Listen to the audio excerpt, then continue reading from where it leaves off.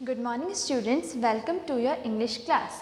Today we are doing the revision of your chapter 2 that is Honesty is the best policy. यानी honesty यानी ईमानदारी सबसे अच्छी चीज़ है, सबसे अच्छी नीति है. Honesty सबसे अच्छी मतलब हमें हमेशा honesty में रहना चाहिए, हमेशा ऑनेस्ट रहना चाहिए. ओके तो इसके ऊपर क्या है, आपकी ये चैप्टर 2 की स्टोरी है. Honesty is the best policy, यानी हमें हमेशा कैसा होना चाहिए, ऑनेस्ट होना चाहिए, क्योंकि ऑनेस्टी ही, ईमानदारी ही सबसे अच्छी नीति है.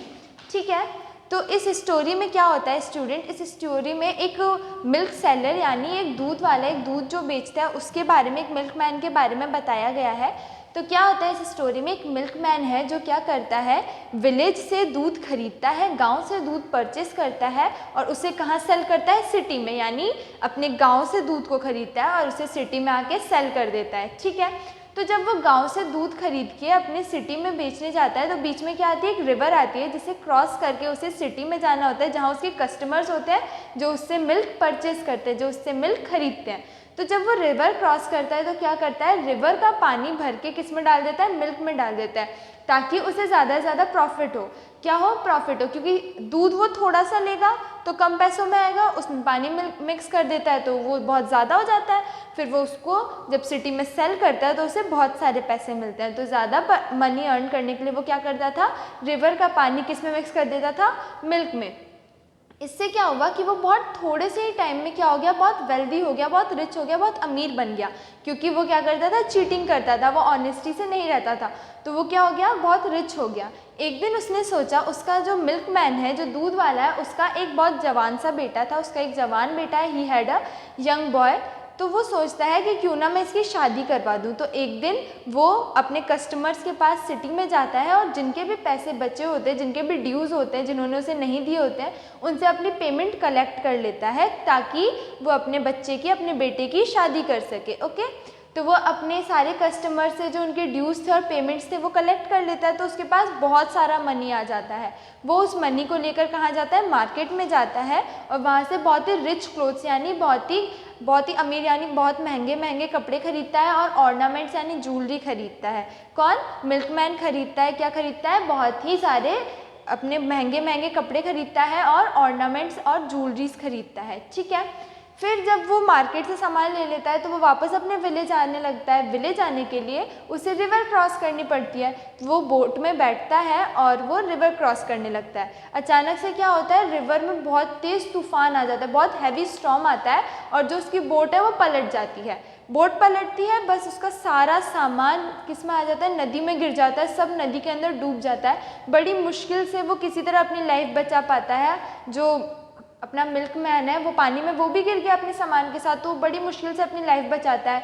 बहुत बहुत मेहनत करता है, बहुत मुश्किल से वो कहाँ पे आता है, किनारे पे पहुँचता है. जब वो किनारे पे पहुँचता है और पीछे मुड़ के देखता है तो जो उसकी बोट है वो पूरी तरीके से उल्टी हो चुकी है और वो ऐसे पानी पर फ्लोट कर रही होती है और उसका सारा सामान किस में चला गया होता है, रिवर में. तो उसे बहुत दुख होता है, वो बिल्कुल चुप हो जाता है और उसे बहुत सैड फील होता है, वो बहुत दुखी हो जाता है, क्योंकि उसका इतना सारा पैसा देकर उसने इतना महंगा सामान खरीदा था, सब किस में चला जाता है, पानी में. तो पानी में से अचानक से उसे आवाज़ सुनाई देती है. वो उससे आवाज़ उससे क्या कहती है कि तुम्हें रोना नहीं चाहिए, क्योंकि ये जो सामान तुमने खरीदा था ये तुमने अपने पैसों से नहीं खरीदा, ये तुम्हारे चीटिंग के पैसे थे जो तुमने अपने कस्टमर्स को चीट करके पाया था. यानी जो आवाज़ आती है वो उसे बोलती है कि अगर तुम चीटिंग नहीं करते, ऑनेस्टी से रहते, तो ऑब्वियसली तुम्हारे पास इतना सारा पैसा आता ही नहीं. ये पैसा तो तुम्हें चीटिंग करके मिला है, इसलिए तुम्हें रोने की ज़रूरत नहीं है, ये पैसा तुम्हारा नहीं था, ये तुमने चीटिंग करके लिया है. ऐसा बोल के आवाज़ डिस्पर्स हो जाती है. तो जो मिल्कमैन था वो अचानक से शॉक हो जाता है आवाज़ सुन के. फिर उसे रियलाइज़ होता है कि जो आवाज़ ने कहा वो बिल्कुल सच है, उसे अपने कस्टमर्स के साथ चीटिंग नहीं करनी चाहिए थी. तो फिर वो क्या करता है, वो अपने आप से प्रॉमिस करता है कि आज के बाद वो कभी भी किसी के साथ चीटिंग नहीं करेगा और हमेशा ऑनेस्टी, हमेशा ईमानदारी से रहेगा.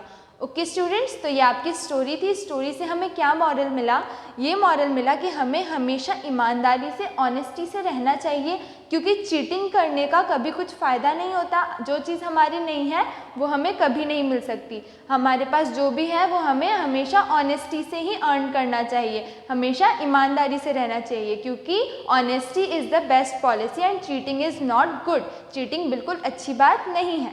ओके, तो अब हम इसका बुक वर्क पे आ जाते हैं। बुक वर्क में क्या है स्टूडेंट्स, सबसे पहले आपका है tick the correct answer. The milkman sold his milk in a city, यानी जो मिल्कमैन है वो अपना मिल्क कहाँ बेचता था, सिटी में। किसमें, एक शहर में, एक सिटी में।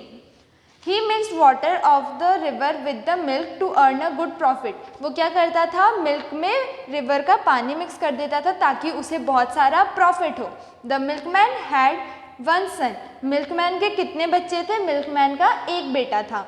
From the market the milkman purchased a lot of rich clothes and gold ornaments, यानी मार्केट से जो मिल्कमैन था उसने क्या खरीदे, बहुत सारे रिच क्लोथ्स यानी बहुत सारे महंगे महंगे कपड़े और सोने के ऑर्नामेंट्स यानी गोल्ड की ज्वेलरीज खरीदी।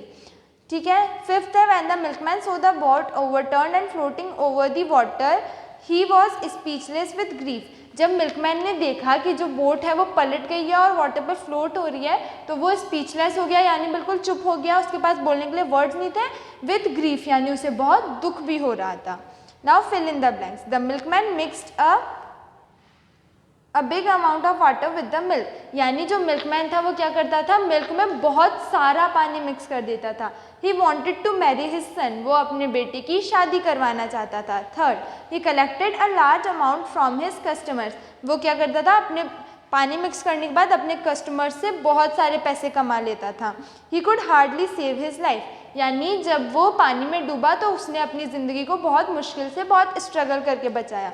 ही made a promise to himself, उसने अपने आप से एक प्रॉमिस किया। क्या प्रॉमिस किया उसने, कि अब वो कभी चीटिंग नहीं करेगा और हमेशा ऑनेस्टी से रहेगा।